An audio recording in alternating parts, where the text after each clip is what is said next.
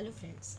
So in this lecture we will talk about nomenclature of fused ring heterocycles. So what is fused ring? तो जब दो ring आपस में fuse होती है, जब दो रिंग आपस में मिलके एक बड़ी रिंग बनाती है तो हम उसको कहते हैं फ्यूज्ड रिंग। और इस फ्यूज्ड रिंग को हम बाई साइकिल सिस्टम भी कहते हैं क्योंकि इसमें दो साइकिल इन्वॉल्व है। तो जब रिंग फ्यूज़ हो रही है आपस में तो वो तीन तरीके से फ्यूज़ हो सकती है। The one normal fused ring, जब दो एडजेसेंट कार्बन एटम एक बॉन्ड बनाते हैं और रिंग फ्यूज होती है, उसे हम कहते हैं fused ring. The second one is bridged ring. Bridged ring में दो एडजेसेंट कार्बन एटम इन्वॉल्व नहीं होते हैं, उसमें दो non adjacent carbon atom involve होते हैं। तो ये एक डिफरेंस है between fused ring and bridged ring. और जो दो नॉन एडजेसेंट कार्बन एटम जब फ्यूज हो रहे हैं तो उनके बीच में एक या एक से ज़्यादा कार्बन एटम होते हैं, इसलिए हम इसे क्या कहते हैं, ब्रिज्ड रिंग। क्यों? क्योंकि दो रिंग के बीच में एक या एक से ज़्यादा कार्बन इन्वॉल्व हैं जो एक ब्रिज की तरह काम कर रहे हैं उन दो रिंग के मिलने के समय। The next one is spirocyclic compound. ये बहुत स्पेशल कंपाउंड होते हैं, बहुत रेयर कंपाउंड होते हैं, और इसमें जो दो रिंग होती है वो सिर्फ एक ही कार्बन एटम से जुड़ी होती है, तो इसे हम कहते हैं स्पायरोसाइक्लिक। तो जब कभी हम बाईसाइक्लिक कंपाउंड की बात करते हैं, there are three types. The one is fused ring, जहाँ पे दो एडजेसेंट कार्बन एटम आपस में जुड़ रहे हैं। The second one is bridged ring, जहाँ पर दो नॉन एडजेसेंट कार्बन एटम आपस में जुड़ रहे हैं और उनके बीच में एक या एक से ज़्यादा एक्स्ट्रा कार्बन एटम प्रेजेंट है। And the third one is spirocyclic compound. ये बहुत रेयर होते हैं और इसमें दो रिंग सिर्फ एक ही कार्बन से जुड़ी होती है। तो चलिए इनके एग्जाम्पल देखते हैं। तो हमारे पास ये तीन डिफरेंट टाइप की रिंग है। ये डेकेलिन है, इसका मतलब होता है कि इसमें 10 कार्बन एटम इन्वॉल्व हैं। अभी पहले हम देखें तो इसमें फ्यूज्ड रिंग है। तो आप यहाँ पर देखिए कि ये जो एडजेसेंट कार्बन एटम है ये आपस में जुड़े हैं पर इनके बीच में और भी कोई एटम नहीं है। ओके, सो इसे हम कहते हैं फ्यूज्ड रिंग।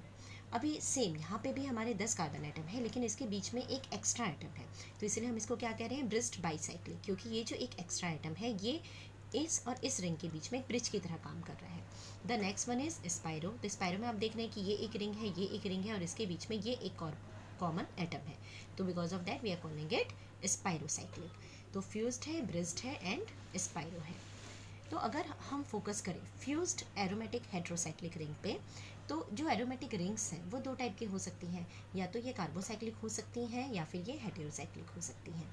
तो नॉर्मली हम फ्यूज़न देखते हैं कि जब कार्बोसाइक्लिक हेटेरोसाइक्लिक मॉलिक्यूल से मिलता है, जैसे एग्जांपल हम देख सकते हैं, यहाँ पे हमने बेंजीन लिया है, यहाँ पे हमने इमिडाजोल लिया है, तो इन्होंने एक मॉलिक्यूल बनाया है बेंजोइमिडाजोल, बहुत कॉमन मॉलिक्यूल है ये। या फिर हेटेरोसाइक्लिक मॉलिक्यूल के साथ जुड़ेगा, तो इसे हम कहेंगे कि जैसे यहाँ पर आप एग्जांपल देख सकते हैं, पायरिडिन पायरोल के साथ जुड़ रहा है, तो पायरिडिन भी एक हेटेरोसाइक्लिक है और पायरोल भी एक हेटेरोसाइक्लिक मॉलिक्यूल है, तो ये दोनों आपस में मिल रहे हैं। तो दो तरीके से नॉमेनक्लेचर हमें करना है, एक हमें नॉमेनक्लेचर करना है जब कार्बोसाइक्लिक हेटेरोसाइक्लिक के साथ जुड़ा है, एंड सेकेंड वन जब हेटेरोसाइक्लिक मॉलिक्यूल के साथ जुड़ा है। आपका जो कार्बोसाइक्लिक मॉलिक्यूल है वो कार्बोसाइक्लिक मॉलिक्यूल से भी जुड़ सकता है। जैसे हमें पता है कि जब एक बेंजीन जो कार्बोसाइक्लिक है किसी दूसरे बेंजीन के साथ जुड़ता है तो वो नेप्थलीन बनाता है। ओके, तो वो भी हमारा एक फ्यूज्ड रिंग है। अब हम कुछ एग्जांपल्स देखते हैं।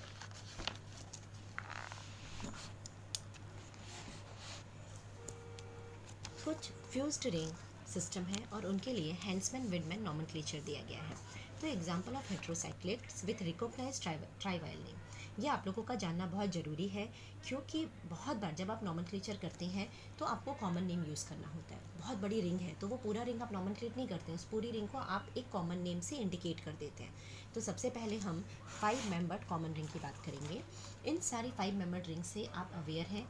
The one is pyrrole, the second one is furon, the third one is thiophene, the next one is pyrazole. तो आप ध्यान दीजिए 1, 2 एंड 5 मेंबर्ड है तो उसे हम कह रहे हैं पायराजोल, और यही अगर 1, 3 और 5 मेंबर्ड है तो हम उसे कहते हैं इमिडाजोल।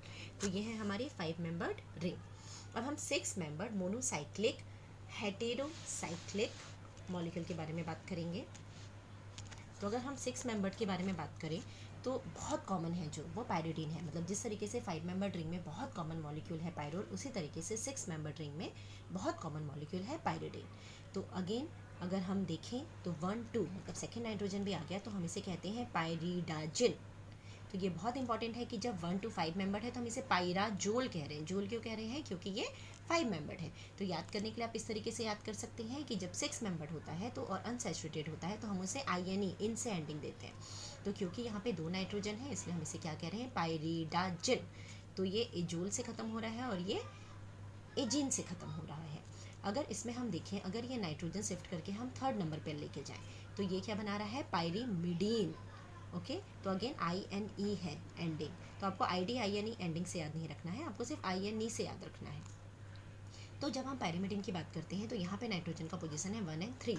तो आपको हमेशा ये डिफरेंस ध्यान रखना है कि 1, 2 अगर नाइट्रोजन होता है 6 मेंबर्ड मॉलिक्यूल में जो अनसैचुरेटेड है तो इसे हम कहते हैं पायरिडाजिन, और अगर 1, 3 होता है तो हम इसे कहते हैं पायरीमिडीन। अब इसके बाद अगर 1, 4 पे नाइट्रोजन का पोजीशन है तो वो कहलाता है पायराजिन। सो 1, 2, 1, 3 एंड 1, 4। यहाँ पर हम 4th पोजीशन पे नहीं जा रहे थे क्योंकि ये 5 मेंबर्ड है, क्योंकि यहाँ पे ये 6 मेंबर्ड है तो हम 4th पोजीशन पे नाइट्रोजन को लेकर जा सकते हैं। और नेक्स्ट है पायरन। ये भी बहुत इंपॉर्टेंट मॉलिक्यूल है और इसका नाम पायरन कॉमन नेम आई थिंक इसलिए रखा गया होगा क्योंकि जब हम ऑक्सीजन की जगह पे नाइट्रोजन रखते हैं तो इसी को हम कहते हैं पायरीडिन। तो मे बी पायरीडिन से उन्होंने पायरा लिया होगा, तो क्योंकि यहाँ पे ऑक्सीजन है तो इसलिए उन्होंने इस मॉलिक्यूल को पायरन कह दिया। और ऑब्वियसली यहाँ का जो डबल बॉन्ड है वो रिप्लेस हो जाएगा, यहाँ पे डबल बॉन्ड हम नहीं ले सकते, अदरवाइज ऑक्सीजन की वैलेंसी 3 हो जाएगी जो पॉसिबल नहीं है। अब हम देखते हैं कुछ फ्यूज्ड रिंग के बारे में। तो सबसे पहले अगर हम देखें, अगर हमारा बेंजीन है और बेंजीन अगर फ्यूज़ हो रहा है तो सबसे पहले हम बेंजीन को फ्यूज़ करेंगे 5 मेंबर्ड रिंग के साथ और फिर हम बेंजीन को फ्यूज़ करेंगे 6 मेंबर्ड रिंग के साथ। तो सबसे पहले हम बेंजीन को फ्यूज़ करेंगे एक बहुत ही कॉमन 5 मेंबर्ड रिंग के साथ, पायरोल के साथ। तो बेंजीन और पायरोल मतलब बेंजोपायरोल को क्या कहते हैं हम, इंडोल। अब इसकी नंबरिंग बहुत इंपॉर्टेंट है क्योंकि इंडोल बहुत बार पूछा जाता है एग्जाम में। तो इसकी नंबरिंग में हम 1, 2, 3, 4, 5, 6 एंड 7। देखिए ये जो बीच का जो है आपका कार्बन, ओके, जो जॉइंट वाला कार्बन है, इसे हम नंबरिंग नहीं देते हैं, तो आपको बाहर से ये नंबरिंग करनी है। अगर मैं इंडोल की बात करूं और अब मैं इसको कन्वर्ट करूं आइसो इंडोल में, तो सिर्फ मुझे ये नाइट्रोजन यहाँ पर शिफ्ट करना है, पर मेरी नंबरिंग वैसे ही रहने वाली है। तो नंबरिंग मेरी यहीं से स्टार्ट होगी, सिर्फ मेरा जो नाइट्रोजन का पोजीशन है वो सेकेंड पे चला जाएगा। इसे हम क्या कहेंगे, आइसो इंडोल। तो पहले हमने पायरोल के साथ बेंजीन को फ्यूज़ कर लिया, अब हम बेंजीन को फ्यूज़ करेंगे पायराजोल के साथ। तो मैंने कहा था कि पायराजोल क्या होता है, जहाँ पे हमारा 1 और 2 दोनों ही पोजीशन पे नाइट्रोजन होता है। तो अगेन बेंजीन अब पायराजोल के साथ फ्यूज़ हो रही है और उस केस में हम इसे इंडाजोल कहते हैं। तो आई थिंक कि जो इंडोल है उसमें एक एक्स्ट्रा इन्होंने नाइट्रोजन ऐड किया है, तो एक्स्ट्रा नाइट्रोजन का इन्होंने एजोल ले लिया है और इंडोल को इंडाजोल कह रहे हैं ये। तो benzene plus pyrazole is indazole. The next one is pyrimidine and imidazole का फ्यूज़न। तो जब पायरीमिडीन और इमिडाजोल आपस में फ्यूज़ होते हैं तो वो प्यूरीन बनाते हैं, जो हमारे DNA का एक बेस होता है। तो प्यूरीन भी काफ़ी पूछा जाता है।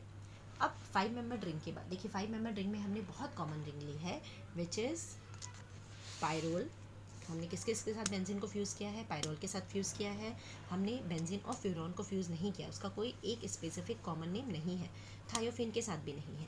फिर उसके बाद हमने क्या किया है, हमने पायराजोल लिया है और फिर इमिडाजोल लिया है। तो हमने 3 5 मेंबर्ड रिंग है जिसके साथ बेंजीन को फ्यूज़ किया है।